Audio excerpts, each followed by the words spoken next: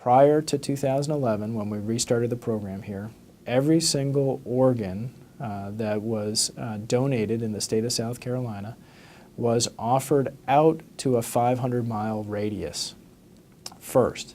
So what that means is that any individual who traveled to North Carolina or Georgia or Florida, they were competing for that South Carolina organ with all three of those centers. If there's a transplant center in South Carolina like there is today, what happens is if you're listed here and there is an organ that becomes available in the state of South Carolina, that is offered to MUSC first.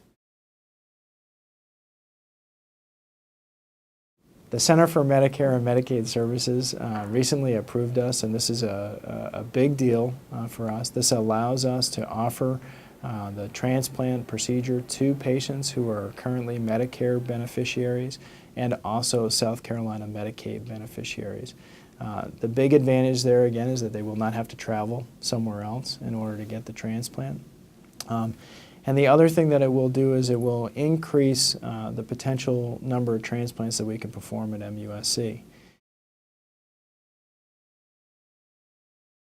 For a number of years at MUSC, there have been strong heart transplant, liver, pancreas, and kidney transplant programs. Much of the infrastructure that supports these other solid organs also supports the lung transplant program.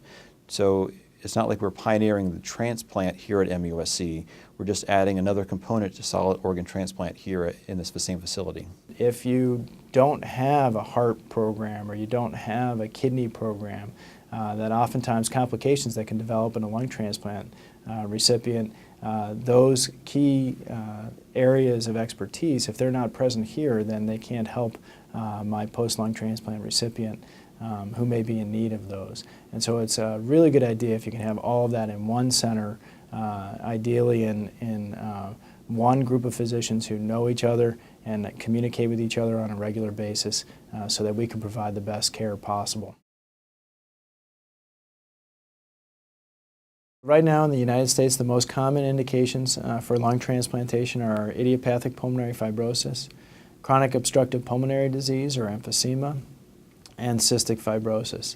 One of the advantages of having a lung transplant program here at MUSC is that we have several pulmonologists who are experts in each of these diseases, and we actively participate in clinical trials for all of these diseases. The patients that have the best survival benefit are those with pulmonary fibrosis, and we have several stories here from MUSC in the past year and a half demonstrating patients that could barely breathe. Some of our patients were in the ICU on the very brink of death prior to their transplant. Now they're out walking on the street, living essentially normal lives. Their life is a bit different now because they're taking plenty of medicines to make sure their lungs stay healthy. But then again, they're out hiking, they're out doing races on the road, they're living essentially normal lives. It is true that the average survivals after lung transplant right now are a little bit longer than 5 years.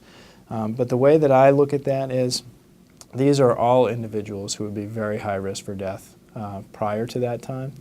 And there are definitely patients who live a lot longer than 5 years. We have a patient who was transplanted in 1994 here at MUSC that I still follow. There are definitely patients that I followed at other institutions who had more than 20-year survivals. So lung transplant really affords people a second chance. Here at MUSC, being a relatively small program, we are very much patient-centered. We know the patients, we know their support system, their family, who's going to help care for them, who's going to bring them to the hospital, or if there are any problems. We are very much able to focus on individuals that we are listing for the transplant and then help manage during the perioperative period.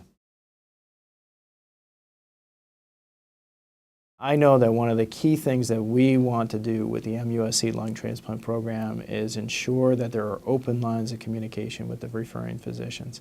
So we will strive hard to be available. I know that my cell phone is known by many physicians across the state, and I do that on purpose.